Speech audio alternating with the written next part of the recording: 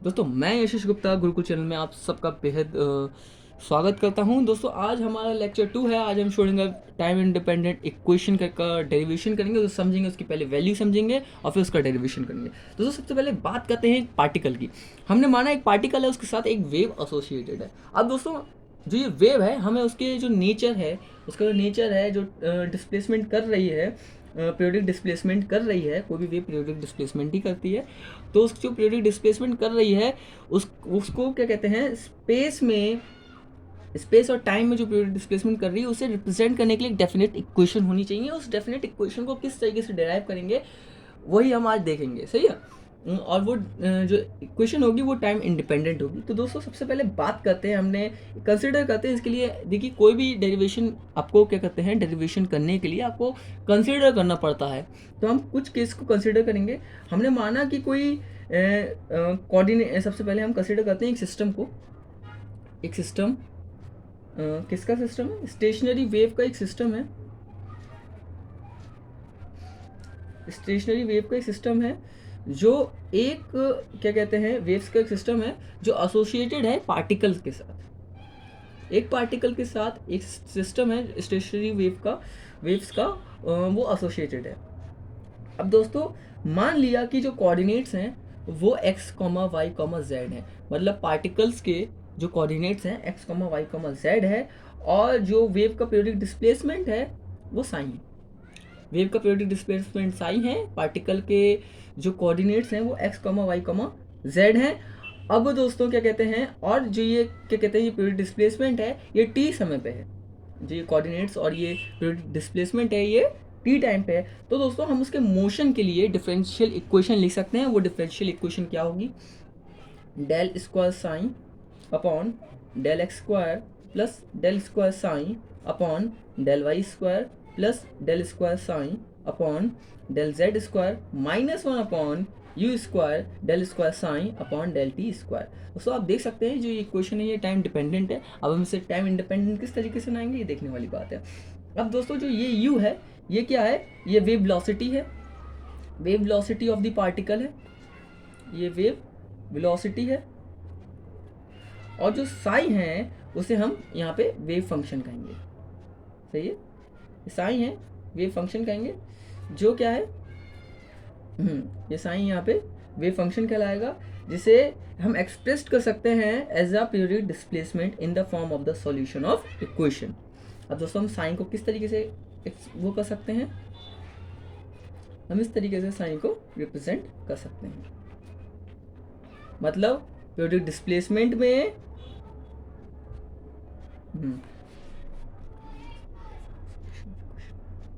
Periodic displacement के रूप में हम साइन इसे रिप्रेजेंट कर सकते हैं as a solution of equation.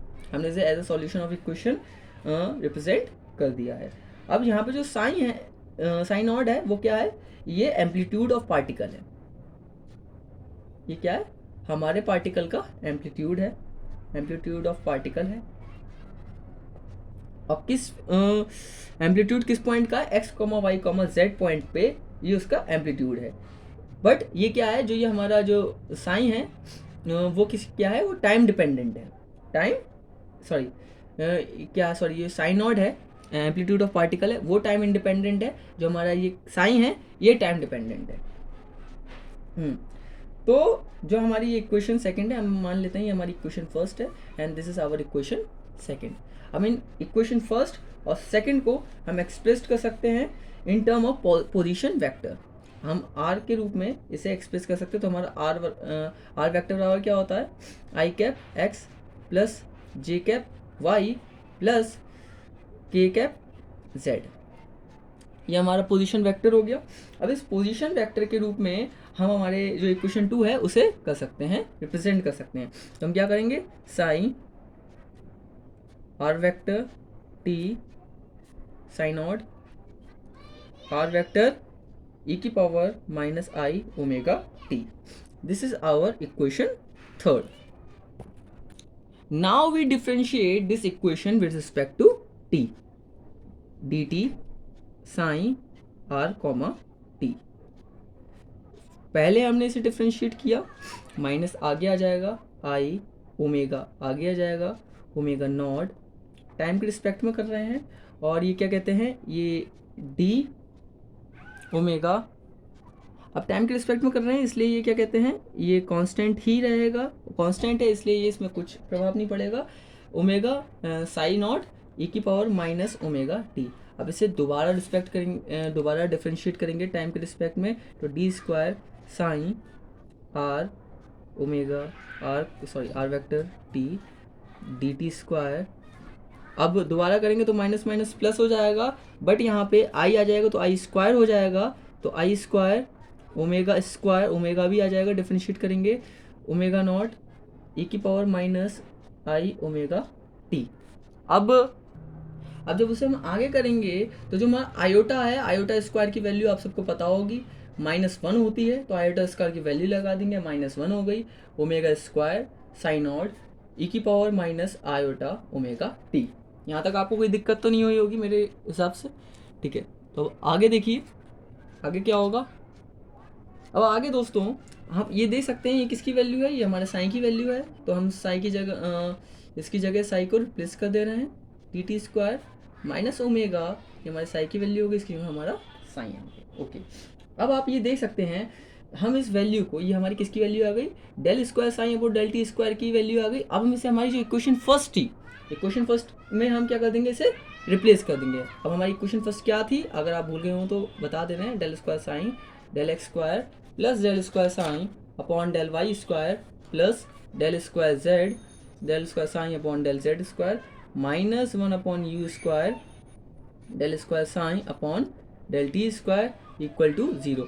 अब यहाँ पे जो del square psi upon del T square है, क्योंकि हमारा मकसद इंडिपेंडेंट टाइम इंडिपेंडेंट इक्वेशन को हासिल करना था, तो इसलिए हम इसकी जो ये टाइम डिपेंडेंसी है उसे निकालने के लिए हमने इसकी वैल्यू निकाली, ये वैल्यू हम यहाँ पे पुट कर देंगे।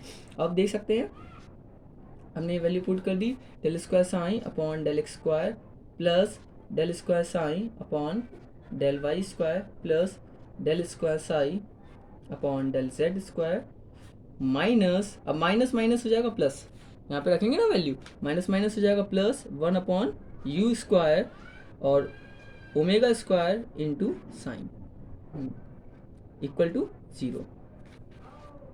अब हम सबको पता है जो इसकी वैल्यू है, del square upon del x square plus del square upon del Y square plus del square upon del Z square equal to होता है डेल्टा स्क्वायर, ये तो हमें पता है। अब हम यही वैल्यू को यहाँ पे क्या करेंगे, सब्स्टिट्यूट करेंगे, इसकी जगह हम क्या कर देंगे, डेल स्क्वायर लगा देंगे, तो हम केवल ये लगा सकते हैं डेल्टा स्क्वायर साइन लगा सकते हैं ना।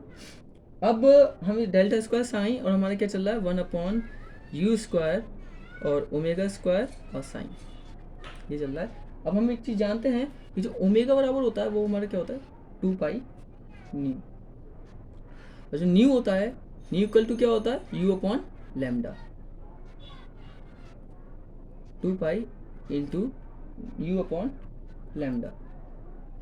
हम क्या करेंगे, जो ये हमारी ओमेगा की वैल्यू है 2 पाई यू अपॉन लैम्डा, उसे यहाँ पे क्या कर देंगे, हम रिप्लेस कर देंगे, ओमेगा की वैल्यू हम यहाँ पे रिप्लेस कर देंगे, तो ये हो गया डेल स्क्वायर साइन प्लस, अब यहाँ पे 2 पाई यू अपॉन लैम्डा का क्या हो जाएगा स्क्वायर, तो 4 पाई स्क्वायर यू का यू स्क्वायर होगा, यू स्क्वायर से यू स्क्वायर अपॉन में कट जाएगा, कट गया, अपॉन में लैम्डा है साइन, तो हमारी जो इक्वेशन बची वो ये बची, del square psi plus 4 pi square lambda square, sorry यहाँ पे लैम्डा का भी स्क्वायर होगा ना, lambda square psi equal to 0। अब हमें पता है जो लैम्डा इक्वल टू जो वेवलेंथ है वो हमने फर्स्ट चैप्टर में पढ़ा था, लैम्डा इक्वल टू कितना होता है h अपॉन m, पता था, लगा दिया मान, del square psi plus 4 pi square lambda का मान लगाया, उसका स्क्वायर हो गया h स्क्वायर, ऊपर आएगा m square v square psi equal to 0। अब ये m स्क्वायर v स्क्वायर क्या होता है, सबको पता है मोमेंटम होता है, मोमेंटम का मान लगा दें, सॉरी मतलब m v equal to momentum होता है, तो ये मोमेंटम का स्क्वायर हो गया, तो एच स्क्वायर, ये थोड़ा ज़्यादा डिज़ाइनर बन गया है, हाँ, तो ये मोमेंटम होता है, मोमेंटम लगा दिया हमने और साइन, ठीक है। हम इसकी जगह del square psi plus 4 pi, अब हम इसे यहाँ पे लिख सकते हैं 2 पाई अपॉन एच का square p square psi equal to 0। अब दोस्तों हम एच बार बराबर लगा सकते हैं, मतलब क्या कहते हैं, एच बार बराबर होता है एच अपॉन 2 पाई की जगह हम एच बार लगा सकते हैं, सही है, एच नॉट कह लो, एच बार लगा सकते हैं।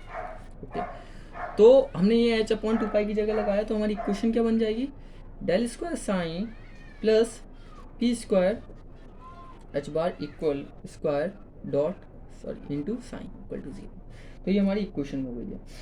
अब दोस्तों आपको मालूम है कि अगर कोई पार्टिकल है उसकी टोटल एनर्जी ई है, सही है, उस पार्टिकल में से उसकी टोटल एनर्जी से मैंने उसकी पोटेंशियल एनर्जी घटा दी, तो मुझे क्या मिलेगी, मुझे काइनेटिक एनर्जी मिलेगी। सिंपल है, k equal to e minus v, मतलब काइनेटिक एनर्जी को, हाँ, अगर मुझे ई माइनस वी के टर्म में चाहिए। अब ये क्यों कर रहे हैं ये भी आपको पता चलेगा। काइनेटिक एनर्जी का फॉर्मूला क्या होता है, 1/2mv² होता है ई माइनस वी। अब हम क्या करेंगे, ऊपर नीचे, अब हमारे पास क्या है, मोमेंटम है, मोमेंटम m²v² है, अब हम m²v² की वैल्यू निकालने की कोशिश कर रहे हैं। तो ऊपर नीचे हमने m से गुणा करी, तो m²v² अपॉन 2m हो गया e माइनस वी। तो m²v² की वैल्यू कितनी आई, 2m e माइनस वी। यही वैल्यू को हम p² की जगह सब्स्टिट्यूट कर सकते हैं। तो इसी वैल्यू को हमने p² की जगह सब्स्टिट्यूट कर लिया, हमारे इक्वेशन नंबर 4 में सब्स्टिट्यूट कर लिया। तो del square psi plus p square h bar square, sorry substitute करना ना, ठीक है, del square psi plus 2m e minus v upon h bar square psi equal to 0। तो friends, this is our time independent Schrödinger wave equation. If you like this video, please subscribe my channel, and if you want this types of more video, then you can comment it, and whatever topic you want, मैं पूरी कोशिश करूँगा उस topic पे video बनाने की। तो शुक्रिया, धन्यवाद, थैंक यू।